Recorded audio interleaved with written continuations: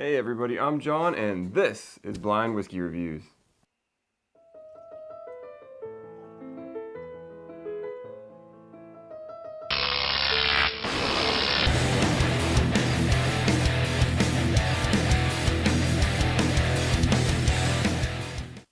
Hey everybody, and thank you so much for joining me today here on Blind Whiskey Reviews, the most honest reviews on YouTube. Today we're reviewing Angel's Envy, and this is the first finished bourbon we're doing a review of on the channel, so I'm really excited to do this one for you guys. Just a quick reminder, if you guys haven't already started following me on Instagram and Twitter, I don't do much on Twitter, but on Instagram I'm pretty active. I post tons of pictures of bottles I'm picking up. When I'm out, picking up a beer here or there, whatever, I throw some pictures up, so it's a good time. I post clues of the reviews before they come out, so if you haven't already, follow me on Instagram at blind_reviews, and you can see all those pictures as I put them out. So, without further ado, let's get to the review.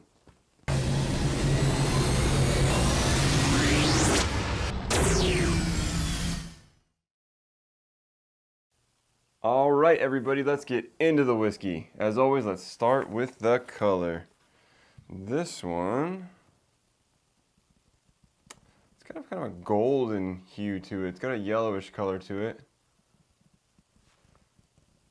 Got like a medium golden color, slightly amber. A bit different color than I'm used to seeing. For the nose, very fruity, brown sugar, apple. Some deeper fruits in there too. There's like some, oh, it's definitely like a plum character. Raisin. This is gonna sound like a bad note, but it isn't.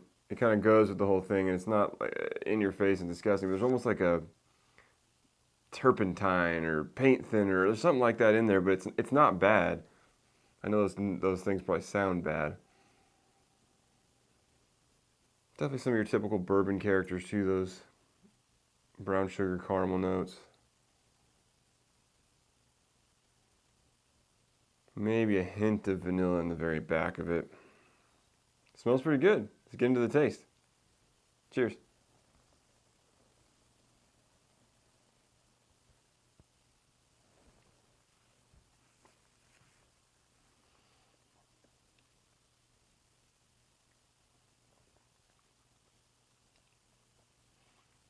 Interesting. So, on the front of the tongue, you get a lot of those fruity characters I described, like the darker fruits, very plum-like, raisin. But as it goes over the mid palate, get into the back of your palate, it switches to this nutty character, almost like a peanut.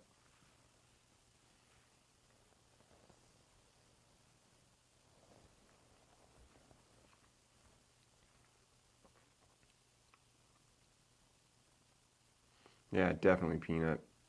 Maybe it's a bean product. Yeah, it's good. Mouthfeel's kind of the low end of medium, a little bit thin, definitely not hot. We're probably in the 85 to 90 proof range. Good amount of flavor though. It's not a lot of burn. Not much going down the chest. Lingers a bit in the mouth, but I'm gonna say like a medium finish. Doesn't last too terribly long. Let's get one more taste on this.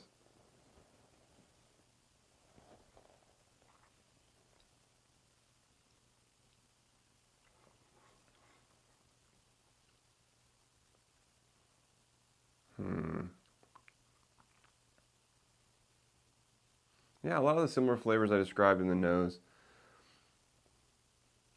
And then there's that nutty character that kicks in at the back.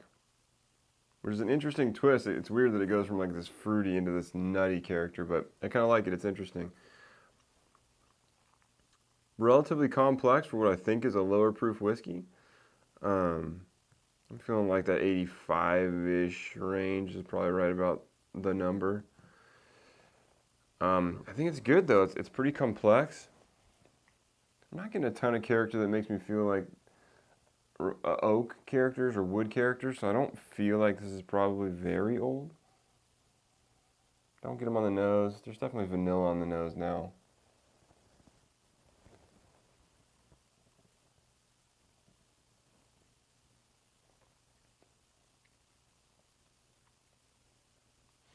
Yeah, maybe on the very back of the tongue you get a little bit of that bitterness that I might associate with an oak character. Definitely doesn't have a woody taste to it at this point. Maybe a very slight touch. So maybe we're in the 7, 8-year-old range, maybe somewhere in that ballpark. It's good. It's got good flavor. It's not harsh. It's pretty smooth. Pretty complex. Lots of different characters, and it changes as it goes over the palate, so I'm enjoying that. So I think it's pretty good. Well, let's put a little water on it and see if it changes it any, but I got a good idea about the number I'm going to give it. Touch more there.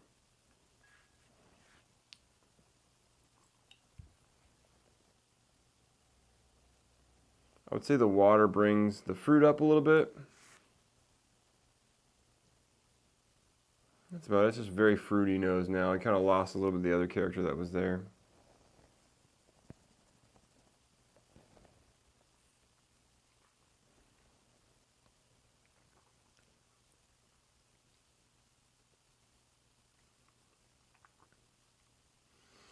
Palate's relatively similar. Fruity. Kind of killed some of the nutty character by adding water. So, I mean, for me, as usual, I wouldn't add water to this. Doesn't do anything positive for it, in my opinion. So, as a rating, I feel good about this one. I enjoyed it. I think I'm going to give it an 84. I think it's good stuff. Really good. So, let's see what it is. This is the Angel's Envy Kentucky Straight Bourbon Whiskey. All right, cool. This is our first finished bourbon review we're doing. So let me go grab that bottle and we'll talk about it a little bit more. All right, everybody, we just finished our review of Angel's Envy. This is a Kentucky Straight Bourbon Whiskey finished in port wine barrels. It's 43.3% alcohol, 86.6 proof. So I think we pretty much nailed that in the review. It comes across that way for sure.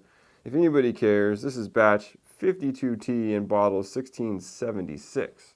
So, in doing some research on this whiskey, I believe they say on their website it's aged up to 6 years. So, I believe it predominantly is in that age range. And I think in the review I said, it was 7 or 8. So, that was close, but off a bit. It definitely comes across smooth. It's not harsh. You don't get any of that young character. And obviously 6 years isn't young. But you don't get any kind of young characters to it. I definitely didn't pick out that it was a finished whiskey. Now that I know, maybe I can kind of see some of the characters I was tasting are that. But I don't have a lot of experience with finished whiskeys either. Angel's Envy I've had several times. And, it's tasted different to me at different times. I know they're relatively small batches. I think if I remember right, they said they produce it in batches of 8 to 12 barrels, which is actually very small compared to some of the small batch stuff you see out of there where they're doing 200 plus barrels. But yeah, I definitely didn't pick up that it was a finished whiskey. But anyways, this particular bottle in terms of value goes for, I think I paid, what did I pay for this? $38, I think. $37.99 I paid for this one. And I think it typically goes for a little bit more than that at most of the other stores I see, maybe in the low 40s. But it's an interesting whiskey. If you saw in the review, it's got lots of flavor character for being such a low proof. It's smooth, it's drinkable. And I think for some reason, there's a lot of people that don't like finished whiskeys, and I haven't had enough to judge. But I enjoy this whiskey. I think it's very good. A lot of people throw it out there as a good beginner whiskey, and I kind of agree because for a low proof, you're not getting the harshness and the bite of a higher proof whiskey, but you're getting a lot of the flavor because you're getting some extra flavor from that finish.